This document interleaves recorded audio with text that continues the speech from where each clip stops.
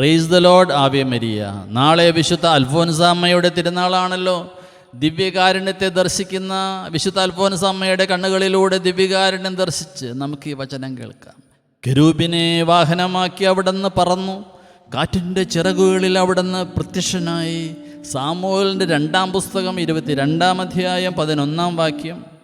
ശരീരം നിവർത്താനാകാത്ത രോഗത്തിലായിരിക്കുമ്പോഴും സ്നേഹം നിർബന്ധിച്ച് സ്നേഹാത്ഭുതമാം ദിവ്യകാരുണ്യത്തിന് മുമ്പിലേക്ക് ഒരു നാൾ ഇഴഞ്ഞെത്തിയ അൽഫോൻസാമ്മയുടെ പക്കലേക്ക് പറന്നെത്തുന്ന ദിവ്യകാരുണ്യം ഇന്ന് ആ കബറിടത്തെങ്കിൽ ദിവ്യകാരുണ്യം തിരയടിക്കുന്നു.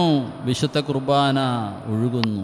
ആദ്യ സക്രാരി അൽഫോൻസാമ്മയെ അത്ര കണ്ട് സ്നേഹിക്കുന്നു. ഞാനും അൽഫോൻസാമ്മയുടെ കരുതലിന് സമർപ്പിക്കപ്പെട്ട എൻ്റെ പൗരോഹിത്യവും നമ്മുടെ കർത്താവ് ഈശോ മിശിഹായുടെ കൃപയും പിതാവായ ദൈവത്തിൻ്റെ സ്നേഹവും പരിശുദ്ധാത്മാവിൻ്റെ സഹവാസവും നാം എല്ലാവരോടും കൂടെ ഉണ്ടായിരിക്കട്ടെ. ആമേൻ.